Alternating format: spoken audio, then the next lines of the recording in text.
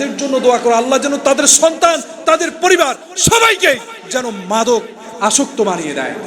ঠিক কিনা বলেন? অন্যের সন্তানকে মাদক আসক্ত বানিয়ে তুমি টাকা কামাচ্ছ, হে মাদক কারবারি। নিজের সন্তানের কথা তুমি একবারও চিন্তা করলে না। তুমি চিন্তা করেছো অন্যের সন্তানকে মাদক আসক্ত বানিয়ে কোটি কোটি টাকা ইনকাম করে তোমার সন্তানকে তুমি আমেরিকা বা ইউরোপ কান্ট্রিতে তুমি পাঠিয়ে দিবে। নিজের মা চিনেন না, বাপ চিনেন না। নিজের মাকে সবসময় অসম্মান করছেন টাকা পয়সার জন্য, নিজের বাপকে অসম্মান করছেন টাকা পয়সার জন্য। আরে বেটা, তোমাকে বলছি, তোমার মা বাবা আছে বিদায় তোমাকে এখনো তোমার মতো এরকম মাদকখোরকে সম্মান করে যাচ্ছে, সন্তান হিসেবে স্বীকৃতি দিয়ে যাচ্ছে। তার কাছে ফরিয়াদ করি তাদের সন্তান যেন মাদকে আসক্ত না হয়। ঠিক কিনা বলেন? নাকি উল্টা দোয়া করবো আল্লাহ তাদের সন্তান যেন মাদকে আসক্ত হয়ে যায়? আমার তো মনে হয় তাদের জন্য এই দোয়াটাই সবচেয়ে বেটার। প্রত্যেকটা ইমাম আর মুয়াজ্জিনের, প্রত্যেকটা মসজিদের খতিবদের জন্য দোয়া করো আল্লাহ যেন তাদের সন্তান, তাদের পরিবার সবাইকে যেন মাদক আসক্ত বানিয়ে দেয়। ঠিক কিনা বলেন? অন্যের সন্তানকে মাদক আসক্ত বানিয়ে তুমি টাকা কামাচ্ছ, হে মাদক কারবারি। নিজের সন্তানের কথা তুমি একবারও চিন্তা করলে না। তুমি চিন্তা করেছো অন্যের সন্তানকে মাদক আসক্ত বানিয়ে কোটি কোটি টাকা ইনকাম করে তোমার সন্তানকে তুমি আমেরিকা বা ইউরোপ কান্ট্রিতে তুমি পাঠিয়ে দিবে। আর আমরা এখান থেকে তোমাকেও বলে রাখছি, আমি এখান থেকে আওয়াজ করছি, আমি তোমার জন্য দোয়া করব আল্লাহ যেন তোমার সন্তানকেও মাদকাসক্ত বানিয়ে তোমাকেও যেন জিল্লাতির শিকার করায়, যেভাবে করে অন্যের সন্তান, অন্যের মা বাবা যেভাবে জিল্লাতির শিকার হয়। ঠিক কিনা বলে? আল্লাহ যেন তোমাকেও সেদিন দেখায়। তুমি তো সমাজ নষ্ট করছো, তুমি তো সমাজের যুবকদেরকে নষ্ট করছো। আবার তাদেরকেও বলছি, যারা মাদক খাচ্ছেন, যারা মাদকে অ্যাডিক্টেড হয়ে গিয়েছেন, নিজের মা চিনেন না, বাপ চিনেন না, নিজের মাকে সবসময় অসম্মান করছেন টাকা পয়সার জন্য, নিজের বাপকে অসম্মান করছেন টাকা পয়সার জন্য। আরে বেটা, তোমাকে বলছি, তোমার মা বাবা আছে বিদায় তোমাকে এখনো তোমার মতো এরকম মাদকখোরকে সম্মান করে যাচ্ছে, সন্তান হিসেবে স্বীকৃতি দিয়ে যাচ্ছে। তোমার মা আর তোমার বাপ যদি মরে যায়, একবার মরে দেখো না, মরে দেখুক না, তুমিও তোমার দুনিয়া দেখবে তোমাকে মানুষ কি করে। ঠিক কিনা বলেন?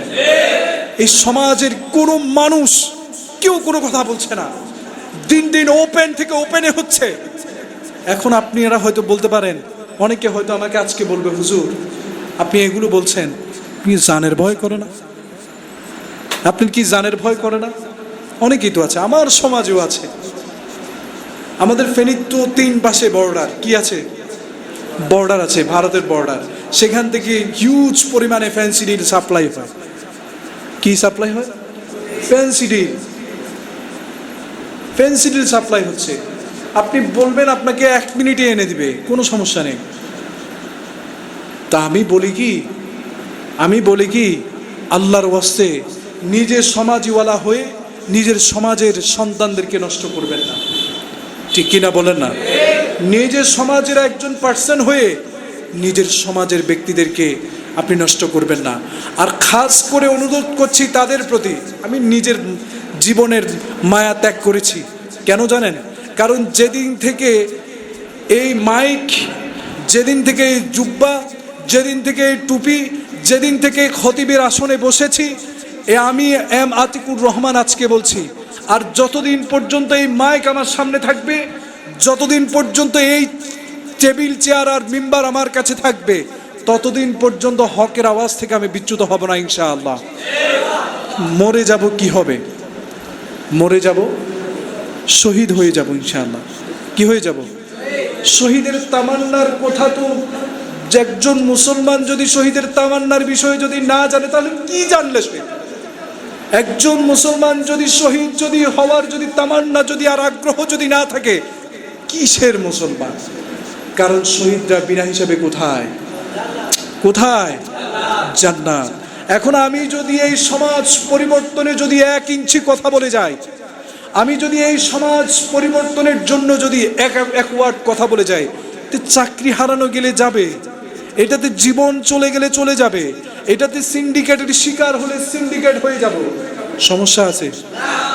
কার জন্য হবে? আমি তো আগেই বলেছি, প্রতারণা ঠাট্টা বিদ্রুপ আপনার পিছনে থাকবে, আপনি যদি রবকে যদি কি করেন, ভয় করেন আর রবের উপরে যদি তাওয়াক্কুল করেন, এই সব ঠাট্টা বিদ্রুপ আস্তাগফিরুল্লাহ বাদ, এক সাইডে থাক। তো এই জন্যই বলছি, এই মসজিদ হোক অন্য মসজিদ হোক, যেই জায়গায় হোক, যতদিন পর্যন্ত এই মিম্বার থাকবে ততদিন পর্যন্ত সমাজের ব্যাপারে কথা বলার দরকার আছে না নাই? দরকার আছে না নাই? মাদক কারবারি হলে মাদকের ব্যাপারে কথা বলার দরকার আছে না নাই? নাকি এভাবে করে ম্যাও ম্যাও করে নিজে 80-90 বছর বাঁচার ট্রাই করব? হ্যাঁ, এভাবেই তো চলছে। আমি হায়াত পাবো 80-90 বছর, আমি যদি অন্যের ছেলের ব্যাপারে কথা বলি তাহলে আমাকে যদি সে কিছু করে ফেলে, আরে ভাই, বৃষ্টির ফোঁটা একটা একটা করে বন্যার তৈরি হয়। আপনি একজন করে একটা সাহস এই সমাজে যোগাবেন, তাহলে এই সমাজে সাহসের বন্যার রূপণ হয়ে যাবে, ঠিক কিনা বলেন? এই সমাজ থেকে মাদক বিরোধী সব রকম কাজকর্ম এই সমাজ থেকে সাধারণ মানুষ এবং মুরব্বীরা মিলে উচ্ছেদ অভিযান পরিচালনা করবে, ঠিক কিনা বলেন? কেউ লাগবে না। সমাজ পরিবর্তনে ইমাম এবং খতিবের নেতৃত্বে সমাজের মানুষই যথেষ্ট হয়ে যাবে, ঠিক কিনা বলেন? কেউ লাগবে না। আপনি একজন কয়জনের জান যাবে? কয়জনের যাবে? অন্তত পক্ষে নিজের সন্তান তো বাঁচবে, নিজেদের সন্তান তো বাঁচবে। আমি আপনাদেরকে বলছি, আপনারা নিজেদের সন্তানকে বাঁচাতে হলে, আগামী প্রজন্মকে বাঁচাতে হলে এখনই সোচ্চার হওয়া প্রয়োজন। এখনই প্রয়োজন মাদকের বিরুদ্ধে জিরো টলারেন্স দিয়ে নিজেরা সামনে বাধা হয়ে দাঁড়ানো, ঠিক কিনা বলেন? না হলে সামনের প্রজন্ম ডুববে ইনশাআল্লাহ। ওয়েট করেন, জাস্ট ওয়েট। তখন দেখবেন নিজের সন্তান মাদক এডিক্টেড হয়ে গিয়েছে। নিজের সন্তানের দিকেই তাকাতে পারবেন না, কান্না করবেন, ধুকে ধুকে মরবেন। আপনাকে জ্বালিয়ে, আপনাকে সব রকম কষ্ট দিয়ে শেষ করে ফেলবে। আপনার নিজের সন্তান চিনবেই না, বাবাকে মাতলামি করবেন, ঠিক কিনা বলেন না? কাজকর্ম তো নাই, আর দুনিয়ার মানুষের সাথে শেষরানি ছাড়া কিছু করবে না। আরেক কিছু মানুষের উদ্দেশ্যে আমি কিছু বলতে চাই। এই সমাজে যারা রাজনৈতিক ব্যক্তিত্ব আছেন, তাই সেই ভাইদের উদ্দেশ্য করে বলতে চাই, আল্লাহর ওয়াস্তে আপনাদের সমাজগুলোকে আপনারা বাঁচান। আল্লাহর ওয়াস্তে সমাজগুলোর দিকে একটু তাকান। আল্লাহর ওয়াস্তে আপনাদের যেহেতু এখন রাজনীতি যেহেতু করছেন, মানুষের কল্যাণে একটু কাজ করেন। আল্লাহর ওয়াস্তে সমাজের সন্তানগুলোর দিকে নজর দিন। আল্লাহর ওয়াস্তে এই যুব সমাজের দিকে নজর দিন। আল্লাহর ওয়াস্তে হারাম কাজ থেকে দূরে থাকুন। তাহলেই না সমাজ একদিন পরিবর্তন হয়ে যাবে, ঠিক কিনা বলেন?